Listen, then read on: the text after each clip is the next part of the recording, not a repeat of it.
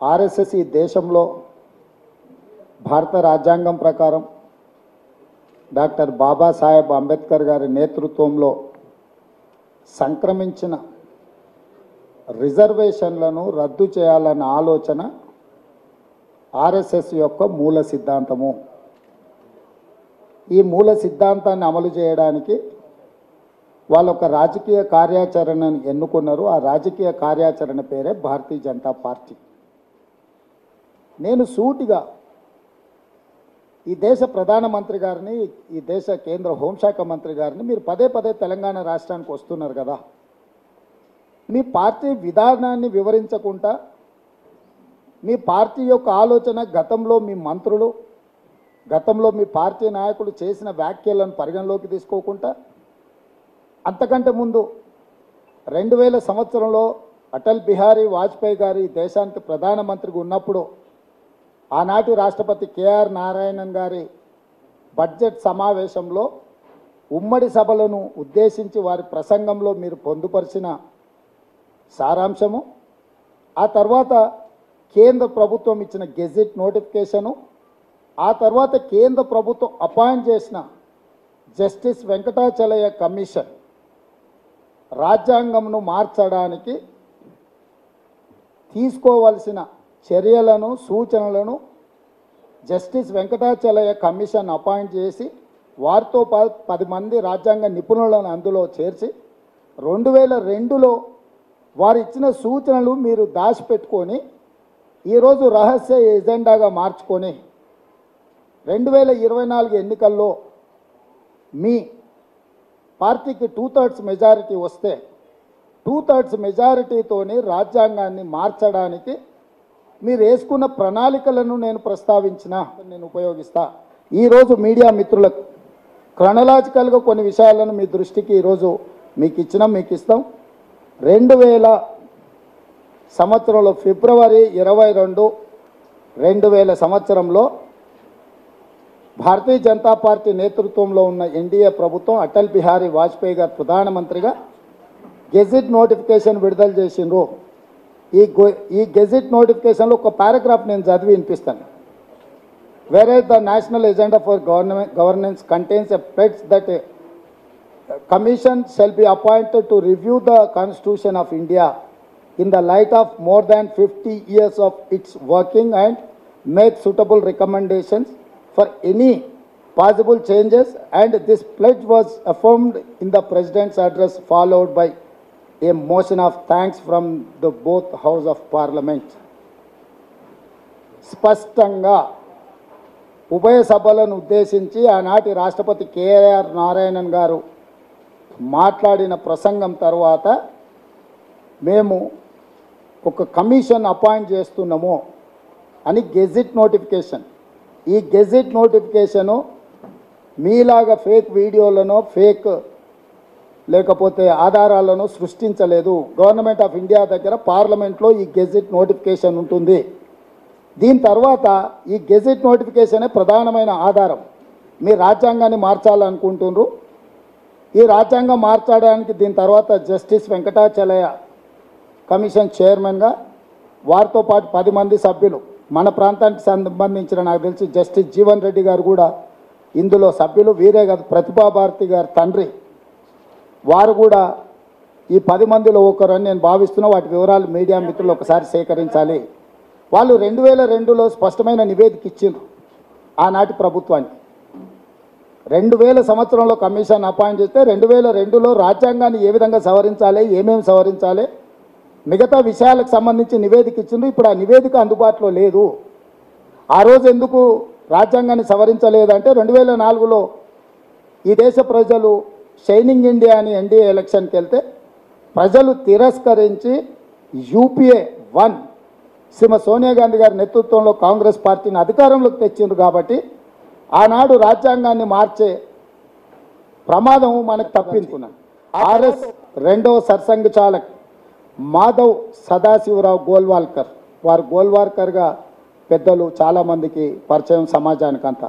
1960లో రచించిన 2 పుస్తకాల్లో దళితులకు సమానత్వం, హక్కులు లేని హిందూ రాష్ట్రమే మేలు అని రాశారు. అంటే దళితులకు సమానత్వం ఇస్తే హక్కు లేని దానికంటే హక్కులు లేని హిందూ సమాజమే హిందూ రాష్ట్రమే మేలు. దురదృష్టవశాత్తు రాజ్యాంగం అందరికీ సమాన హక్కులు కల్పించిందని కూడా ఆయన పుస్తకంలో స్పష్టంగా రాశారు.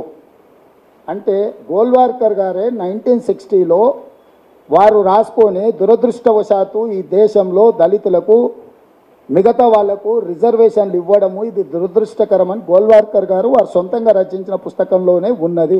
మూడవది ఆర్ఎస్ సిద్ధాంతకర్త ఎన్జి వైద్య 2015 ఆగస్టు 30 నాడు ఇండియా టుడేకు ఒక ఇంటర్వ్యూ ఇచ్చిండు. ఈయన ఆర్ఎస్ఎస్ ఫిలాసఫర్. ఏమన్నాడంటే there is no need for a caste based reservation now. No caste has remain backward. At the most, continue reservation for SC, ST for only 10 years. After that, abolish completely.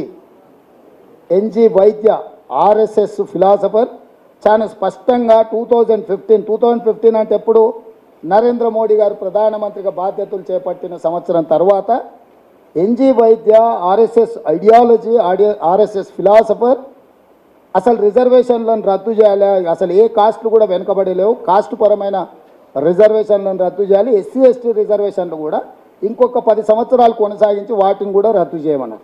వారు ఎప్పుడు చెప్పిండ్రు? 2015లో చెప్పిండ్రు. ఇప్పుడు 2025 వస్తుంది కాబట్టి దాన్ని దృష్టిలో పెట్టుకొని ఇప్పుడు రిజర్వేషన్లు తీసేయాలనేది వాళ్ళ ఉద్దేశము. దీని కేంద్ర మంత్రి అనంత్ కుమార్ హెగ్డే మోడీ మంత్రివర్గంలో cabinet minister, union cabinet minister.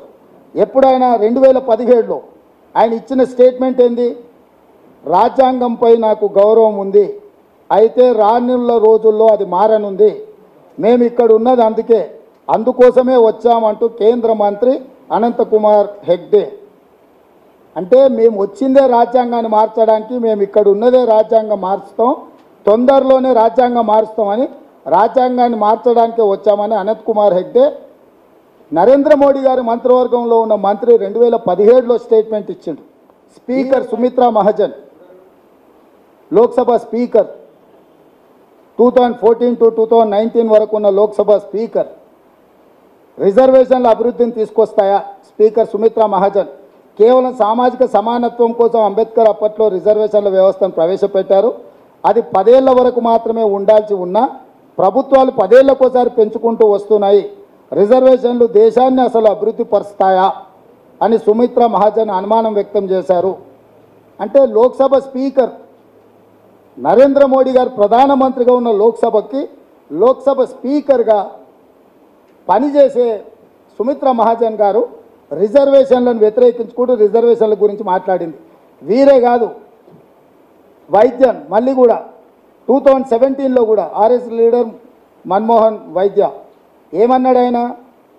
The cost based reservation must end at some point and everyone should get more job opportunities. అంటే క్లియర్గా వీళ్ళందరూ వాళ్ళకి సంబంధించిన వాళ్ళు, ఆర్ఎస్ఎస్ బీజేపీకి సంబంధించిన వాళ్ళు రిజర్వేషన్లను రద్దు చేస్తామని విస్పష్టంగా ప్రణాళికబద్ధంగా ఒక ఎజెండాను తీసుకొని ముందుకెళ్తున్నారు. నేను భయపడట్లేదు, సమాజాన్ని వాళ్ళు భయపెడుతున్నారు. 400 సీట్లు ఎప్పుడైతే అడుగుతున్నారో నేను అందుకే చెప్పిన, రాజ్యాంగం యొక్క పరిమితులు చెప్పిన 2/3 మెజారిటీ ఉంటే తప్ప ఈ కాన్స్టిట్యూషన్లో ఈ అమెండ్మెంట్ చేయలేరు. 50% పైగా రాష్ట్రాలలో ప్రభుత్వాలు ఆమోదిస్తేనే రాజ్యాంగం ఇదవుతుంది. అందుకే వాళ్ళు 8 రాష్ట్రాలల్లో ప్రతిపక్షాలు ఎన్నుకున్న ప్రభుత్వాలను కూలగొట్టారు. ఇప్పుడు 400 సీట్లు గెలవాలని అన్ని రకాల దుర్వినియోగాలకు పాల్పడుతున్నారు. గతంలో ఏ రోజు కూడా ఎన్డీఏ ప్రభుత్వంలో కూడా వాజ్పేయి గారికి 182 సీట్లు మాత్రమే ఉండే. ఏ రోజు కూడా వాళ్ళకి సింపుల్ మెజారిటీ కూడా లేదు. ఇతర కూటముల మీద ఆధారపడి దేశంలో 2-3 రాష్ట్రాలలోనే ప్రభుత్వాలు ఉన్నాయి ఆ రోజు. కాబట్టి ఆ రోజు వీళ్ళు అనుకున్న ఆ ఆలోచనను అమలు చేయడానికి రాజ్యాంగమైన పరిమితులు అడ్డుపడ్డాయి. ఈరోజు అవన్నీ దాటుకుంటూ వచ్చి ఇంకెట్లయినా చేయాల్సిందే, ఈ విధానాన్ని అమలు చేయాల్సిందే. అందుకే 400 సీట్లు కావాలని అన్ని అరాచకాలు, అభ్యర్థులను భయపెట్టించి ఉపసంహరించో చేసుకొని ఏకగ్రీవం ఎన్నికలు చేసుకుంటారు. ఈ కాలంలో ఈ దేశంలో వార్డు మెంబర్ కూడా ఏకగ్రీవం అవడం అంత ఆషామాషి కాదు. ఇద్దరిద్దరు ఎంపీలు ఏకగ్రీవంగా ఒత్తిడి తీసుకొచ్చి బీజేపీ వాళ్ళు అవుతున్నారు. అంటే ఏం జరుగుతుంది దేశంలో మీరు ఆలోచన చేయండి. అందుకే ఈరోజు ఈ దేశ ప్రజలకు, ఈ దేశ ఈ దేశంలో ఉన్న ప్రతి ఒక్కరికి నేను విజ్ఞప్తి చేస్తున్నా, ఈసారి మీరు భారతీయ జనతా పార్టీకి వేసే ప్రతి ఓటు మీ ఎస్సీ ఎస్టీ బీసీ ఓబీసీ రిజర్వేషన్ల రద్దుకు ఉపయోగపడతాయి. మీరు రిజర్వేషన్లను రద్దు చేసుకోవాలి. రాజ్యాంగంలో సమూలమైన మార్పులు జరిగి ప్రాథమిక స్వేచ్ఛకు భంగం కలగాలనుకుంటే భారతీయ జనతా పార్టీకి మీరు ఓటు వేయండి. మీరు భారతీయ జనతా పార్టీకి వేసే ప్రతి ఓటు మీ రిజర్వేషన్లు రద్దు అయితే నేను బల్ల గుద్ది చెప్తున్నా. ఈ రిజర్వేషన్లు ఉండాలి. బలహీన వర్గాలకు 50% క్యాప్ తీసి అడిషనల్ రిజర్వేషన్స్ ఇవ్వాలి అని అంటే కాంగ్రెస్ పార్టీకి ఓటు వేయండి. ఈరోజు రాజ్యాంగాన్ని మార్చి రిజర్వేషన్లు రద్దు చేసే వాళ్ళు ఎన్డీఏ కూటమి. రాజ్యాంగాన్ని ఉంచి రాజ్యాంగంలో బలహీన వర్గాల రిజర్వేషన్లు పెంచడానికి అవసరమైన నిర్ణయం తీసుకునేది ఇండియా కూటమి. రాజ్యాంగం ప్రాతిపదికగానే ఈ ఎన్నికలు జరుగుతున్నాయి. ఈ ఎలక్షన్లో వెల్ఫేర్ అండ్ డెవలప్మెంట్ అనేది పక్కకు పోయింది.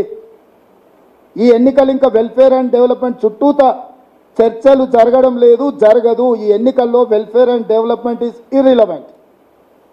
ద రిలవెన్స్ ఈజ్ దట్ కాన్స్టిట్యూషన్ని మార్చాలన్నా మార్చకూడదా? మార్చాలనుకుంటే ఎన్డీఏ కూటమి, మార్చకూడదు అని అనుకుంటే ఇండియా కూటమి. ఎటువైపు నిలబడ